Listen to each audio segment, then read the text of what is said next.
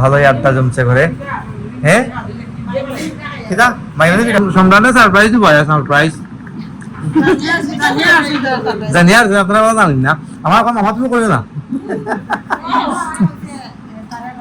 এ কেসে এই তো আজকে যাই তো কি আজকে ওরা তো দিদাদার আইবা এটা কথা বেটা।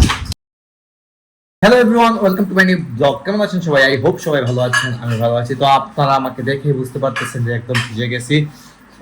দোকান থেকে আসছি গাইস, ভিজে ভিজে আসছি কারণ অনেক বৃষ্টি হইতেছে, তো কিছু করার ছিল না, ভিজে আসতে হয়েছে। আসবার সময় দেখুন নিয়ে আসলাম, ইসকন মন্দির থেকে প্রসাদ আসছিল। তো প্রসাদ গুলো প্রতিবারই প্রতি মাসে আমাদের দোকানে দিয়ে যায়।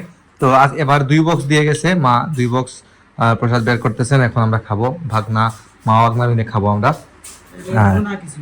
বোনা খিচুড়ি না, এটা মনে হয় ইয়ে বানায়, বিরিয়ানির মতো করে বানায় যাচ্ছে গাই। এটা স্মেলটা কিন্তু একদম বিরিয়ানির মতো। তো এটার মধ্যে থাকে বাদাম, গাজর টাজর দেয়, তারপর পনিরও থাকে।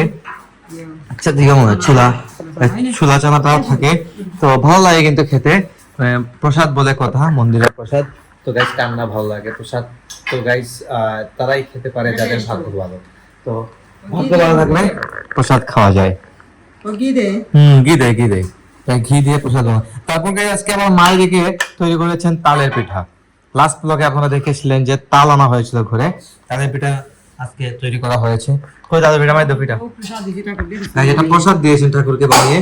তো প্রসাদের মধ্যে দেখুন কি আপেল দিয়েছেন, তারপর এটা হচ্ছে পেয়ারা, তারপর তালের পিঠা বা বড়া বলতে পারেন, এটা হচ্ছে চিরা। তো এগুলা মা দিয়েছেন আর কি।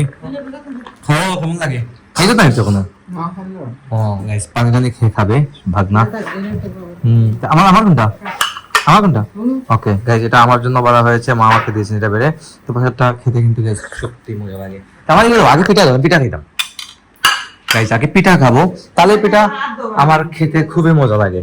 আর এদিকে রান্না টান্নার প্রিপারেশন চলতেছে। এই দেখুন কতগুলো পিঠা আজকে তৈরি করা হয়েছে। এই দেখুন, তো আজকে আবার আমাদের বাসায় আসবেন আমাদের মাসি আসবেন, ফুলমাসি, মেশো আসবেন, তারপর মামিমণি আসবেন, তনিশা আসবে।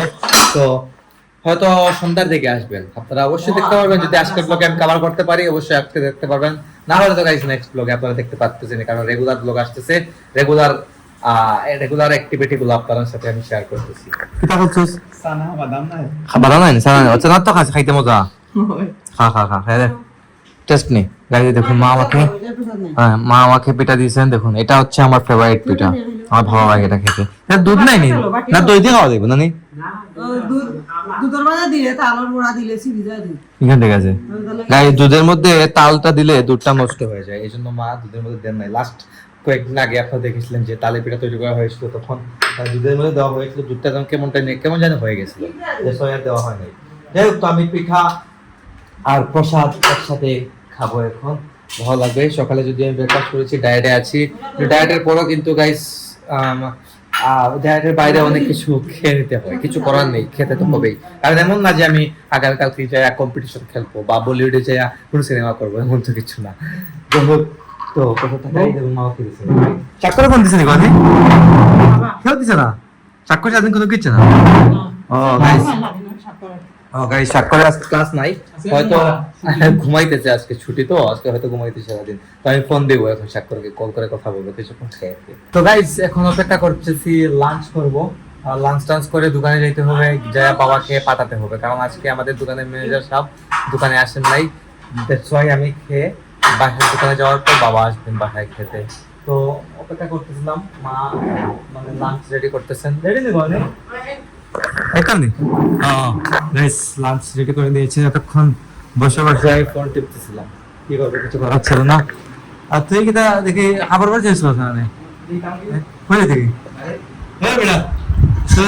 কোথায় জানি দেখি তো ব্যস্ত যাই তুই আজকে ওরা তোর দিদাদার আইয়া এটা কোথায় বেটা গাইজ। ও কিন্তু এইচএসসি পরীক্ষা দিয়ে আসছে, এইচএসসি পরীক্ষা শেষ হয়ে গেছে, তো আসছে মামার বাসায়, তো থাকবে, স্বাভাবিক বিষয় থাকবে না। আর তার মধ্যে আজকে আবার ওর দিদা দাদু তারা আসতেছেন, তো আসতে তো এমনিতেই ভালো লাগবে নাকি? দেখো আসতে তো ভালো লাগবে। খেতে আনছো আজকে? ও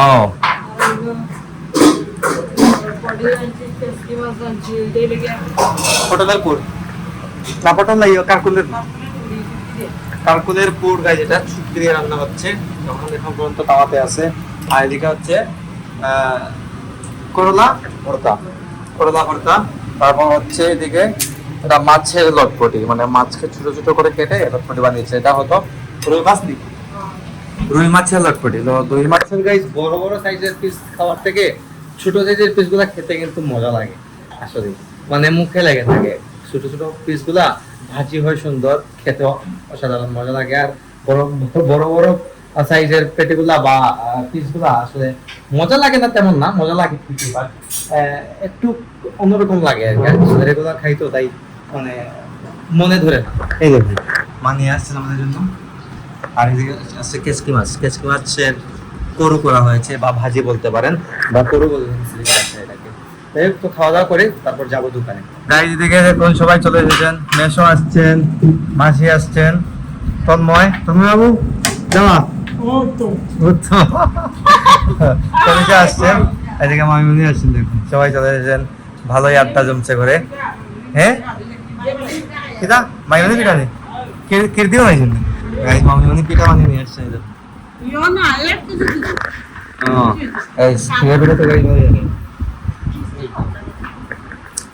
ক্ষীর আছে,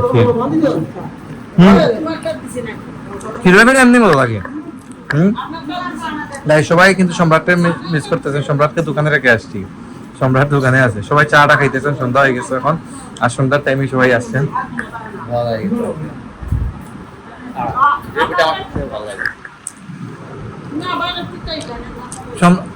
সম্রাটের সারপ্রাইজ দিব, সারপ্রাইজ জানি আর আপনারা জানেন না, আমার এখন আমার তুমি করবে না। এ কেছে এ কম দিয়ে কইছে হে গেছে কি আর সম্রাট মাঝেকে ফোন করে বলছে যে চলে গেছে, কিন্তু আগে চলে জানাই ও দোকানে আছে, মানে আসবে বাবার সাথে একসাথে বাসায়। গাইস নিচে সবাই আড্ডা দিচ্ছেন, সবাই আড্ডা চলতেছে নিচে, আর আমি চলে এলাম আমার রুমে। ভিডিও এডিট করতে হবে, সকাল 9টায় টাইমলি ব্লগ চলে আসবে, ফেসবুকে কিছুক্ষণ পরে আসতেছে। তো আজকের ব্লগটা আমি এখানে এন্ড করে দিচ্ছি। আপনারা আমাকে ফলো করতে চাইলে আমার ফেসবুক ইনস্টাগ্রামে ফলো করতে পারেন। আমার ফেসবুক ইনস্টাগ্রাম লিংক নিচে ডেসক্রিপশনে পেয়ে যাবেন। এন্ড আই হোপ আজকের ভিডিওটা আপনাদের ভালো লেগেছে। ভিডিও ভালো লাগলে অবশ্যই লাইক করবেন, কমেন্ট করবেন, শেয়ার করবেন, এবং চ্যানেলে নতুন হয়ে থাকলে সাবস্ক্রাইব করে আমাকে সাপোর্ট করবেন। তো দেখা হচ্ছে নেক্সট ভিডিওতে। ভালো থাকুন, সুস্থ থাকুন। Thank you so much for watching.